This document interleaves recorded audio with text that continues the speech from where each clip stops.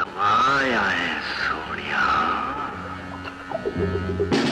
ये जिक्र है 90s का जब पाकिस्तानी सिनेमाज में सुल्तान राही की एक फिल्म मौला जट मंजर आम पर आई और उसी में एक विलन का किरदार अदा करने वाले मुस्तफ़ा कुरैशी जिनका नाम नूरी नत था, और जब वो कहते थे कि नवा है सोनिया तो सिनेमा में मौजूद लोगों के दिल दहल कर रह जाते और वो सुल्तान राही बनने के बजाय मुस्तफ़ा कुरैशी बनने के ख्वाब देखने लगते। लेकिन आज की इस वीडियो में हम आपको बताएंगे कि कैसे इस बड़े पाकिस्तानी विलन ने अपने फिल्मी कैरियर का आगाज किया और बावजूद सिंधी होते हुए सुपरहिट पंजाबी फिल्मों में काम किया। शादी की वजह मौसीकी क्यों बनी और बेगम की वफात के बाद कैसे बेचारे ज़ारों कतार रोते रहे और आजकल किस हाल में हैं और जिंदगी के शब रोज बसर कर रहे हैं, और क्या फिल्मों में अभी तक भी काम करना जारी रखे हुए हैं या नहीं, और वजह क्या। ये तमाम बातें जानने के लिए आप हमारी इस वीडियो को एंड तक तो देखें, लेकिन प्लीज वीडियो को भी लाइक कर दें।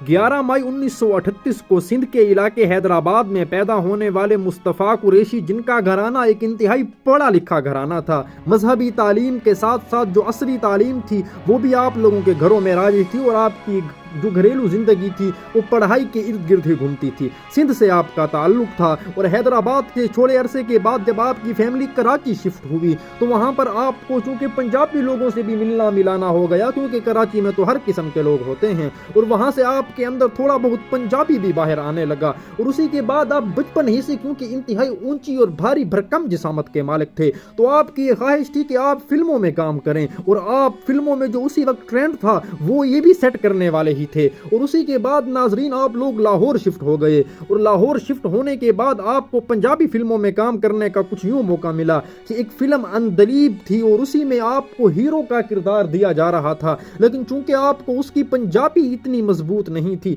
इसीलिए आपसे माजरत करके आपको विलन बना दिया गया। और जब आप उस फिल्म के विलन बन गए तो आपने वो किरदार कुछ इस तरह से अदा किया कि वो नासिर अदीब जो पाकिस्तानी फिल्म इंडस्ट्री के मारूफ राइटर हैं उन्हें भी बहुत पसंद आया, और नासिर अदीब साहब ने भी फिलफोर कह दिया कि ये अदाकार ही मेरी फिल्मों का विलन होगा। और फिर उसी के बाद जब नासिर अदीब ने फिल्म मौला जट लिखी तो मौला जट में सुल्तान राही को बतौर हीरो कास्ट किया, तो मुस्तफ़ा कुरैशी को बतौर विलन कास्ट किया गया, और बतौर विलन मुस्तफ़ा कुरैशी को कुछ यूं कास्ट किया गया कि मुस्तफ़ा कुरैशी ने बगैर ऑडिशन दिए जब वो फिल्म के सेट पर पहुंचे, और चूंकि वो एक पंजाबी फिल्म थी लेकिन आप तो एक सिंधी घराने से ताल्लुक रखते थे, और उस फिल्म में आपने अपना किरदार कुछ यूं अदा किया कि वो किरदार मौला जट पर भी हावी था। और जब आप अपने मखसूस अंदाज में गंदासा लेकर कहते थे नवा है सोनिया, तो लोग जो थे वो मबहूत होकर रह जाते और उन्हीं के दिल बेइख्तियार मुस्तफ़ा कुरैशी जैसा विलन बनने के लिए बेताब हो जाते। यानी कि पाकिस्तान फिल्म इंडस्ट्री में जो विलन बनाने का ट्रेंड है,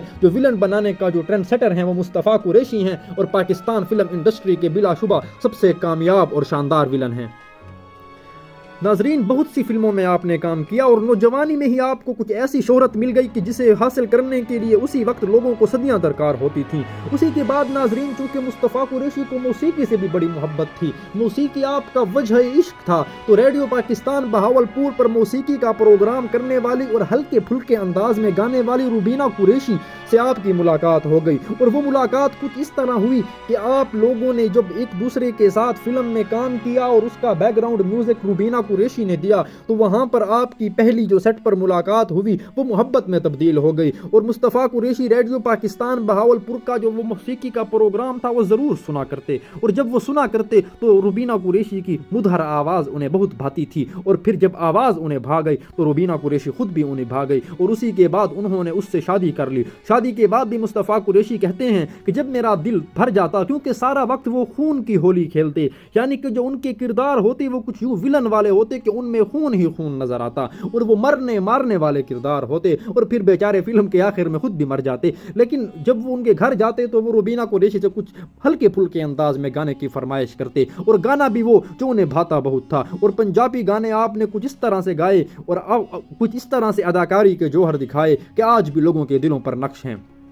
لیکن ناظرین اسی کے بعد مصطفیٰ قریشی صاحب جیسے جیسے عمر ان کی ڈھلتی گئی تو ان کی فلموں میں بھی ایسی ہی رکاوٹیں آنے لگی، کیونکہ ولن کے لیے تو ایک توانا اور مضبوط جسم درکار ہوتا ہے جو ایک 30-35 سال کے نوجوان کا تو ہو سکتا ہے، لیکن 50-60 سال کا نوجوان ولن کا وہ کردار اس طرح سے ادا نہیں کر سکتا۔ اور مصطفیٰ قریشی تو پھر ایک ٹرینڈ سیٹر تھے، اسی کے باوجود بھی انہوں نے کچھ ایسی فلموں میں اپنی بزرگی کے دوران کام کیا کہ وہ بھی آج تک لوگوں کو ازبر اور یاد ہیں، اور ساری عمر آپ نے ولن کا ہی کام کیا، باقی کردار آپ نے بہت کم ادا کیے۔ اس کی وجہ یہی تھی کیونکہ وہ اپنے آپ کو بطور ولن ہی سب سے محفوظ تصور کرتے تھے۔ لیکن ناظرین اسی کے بعد مصطفیٰ قریشی اچانک سے فلموں کی دنیا سے کچھ دور چلے گئے، اور وہ کچھ یوں چلے گئے کہ آپ کی بیگم روبینہ قریشی جو کہ بڑا اچھا گاتی بھی تھیں اور آپ کی محبت بھی تھیں، آپ کی تنہائی کا سہارا بھی تھیں، وہ اچانک سے انتقال کر گئیں اور اس جہان خراب میں آپ کو اکیلا اور ایک بیٹے کو چھوڑ کر چلی گئیں۔ تو مصطفیٰ قریشی صاحب کی زندگی بڑی پر اسرار طور پر گزری،